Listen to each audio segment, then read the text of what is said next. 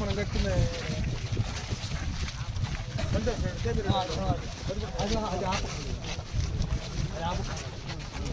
అన్ని చెట్లు వచ్చింది 70% అయింది నాది.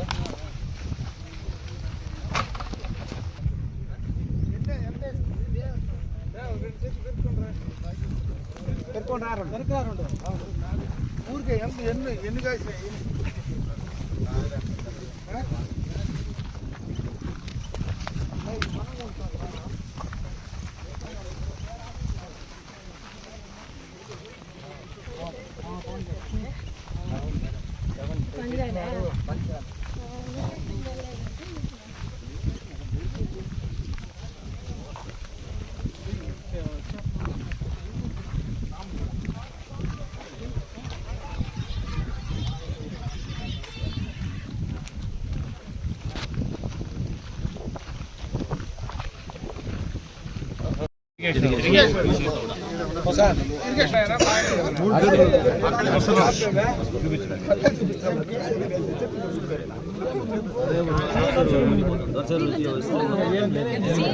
చెప్తారు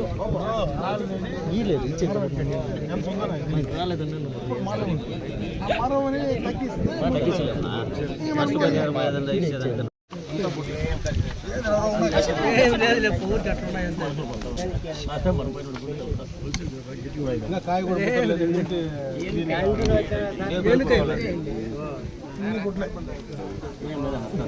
నీళ్లు పోయి దొసరిలో పడుతుంది చేపలు ఏమైంది చేపలు ఎక్కువ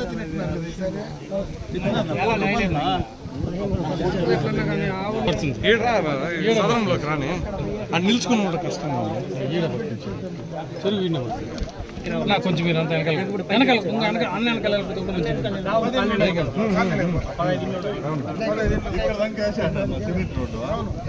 సగం ముందు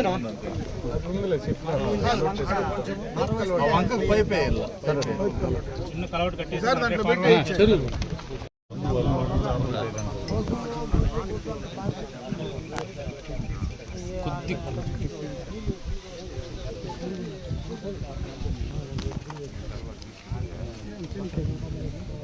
మీకేం ప్రాబ్లం లేదా పక్క లేదన్నా అదే అంటే మాకు పక్కన చెరువు అక్కడ నుంచి కూడా వస్తున్నాయి వాటర్ మా పక్కలో కమ్మలుకుంటా అంటారా అక్కడ నుంచి స్టార్టింగ్ ఇది అది నిండిపోయి మళ్ళీ ఇట్లా వచ్చి హలో గుడ్ మార్నింగ్ సార్ బాగున్నారు మీరు బాగున్నారా వర్షాలు ఎక్కువ బాగానే ఉన్నాయి అంటే మాకు మీ అంత లేదు కదా మాకు ఇటు పక్క పొలంనేరు సేఫ్ విజయవాడ మీకు అది ఇంకా ప్రాబ్లం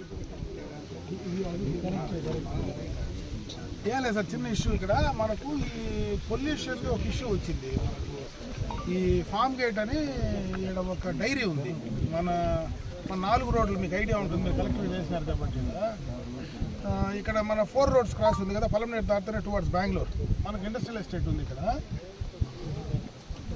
మనమే మీరు కూడా వచ్చింది మీరు యాక్చువల్లీ ఏపీఐసీ చైర్మన్ కూడా చేస్తారు కదా అప్పుడు మీరు వచ్చినారు దాంట్లో ఫామ్ గేట్ అని ఒక డైరీ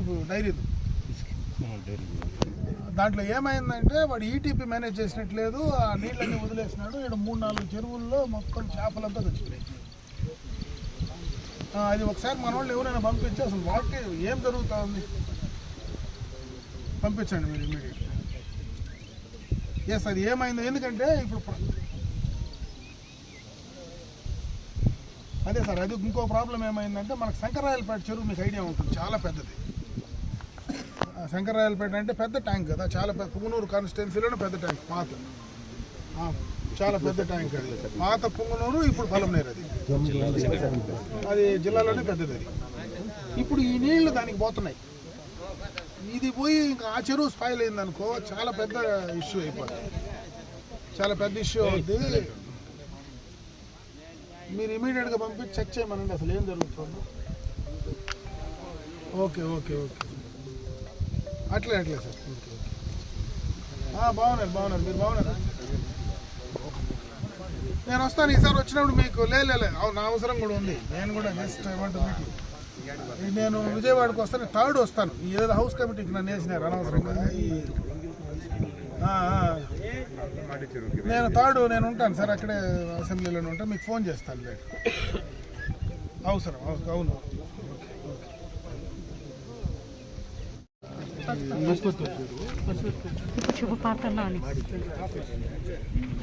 దీనికి ముందు ఫస్ట్ వాటిల్లో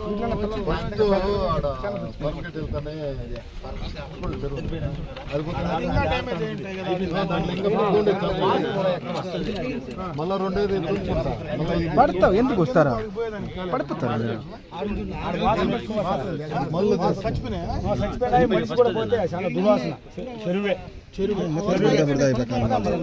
ఫ్యాక్టరీ వాటర్ కూడా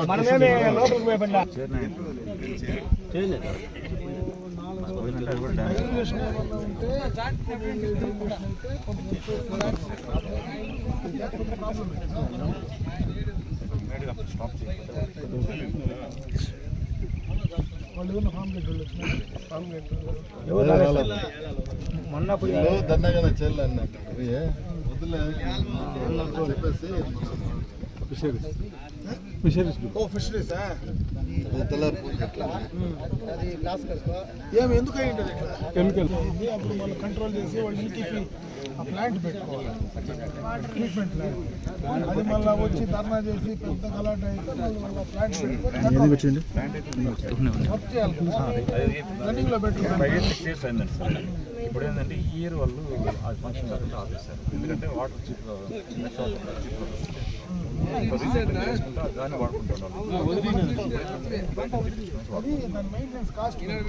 దానివల్ల బయట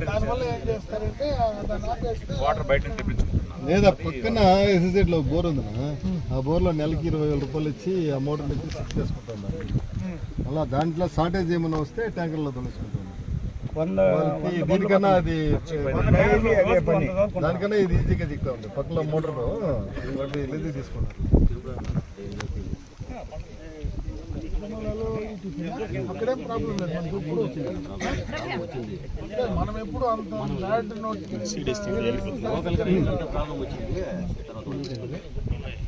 ఏ డైరీ కూడా అవసరం.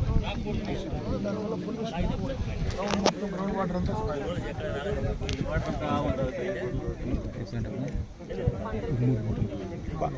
కూడా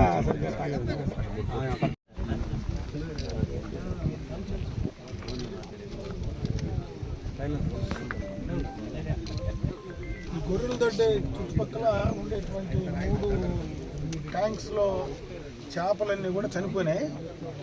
సడన్గా చేపలు పిల్లలు, చేపలు, పాములు అన్నీ చనిపోయింది. ఎందుకని ఈ చుట్టుపక్కలంతా కూడా ఒక ఆందోళన మొదలైంది.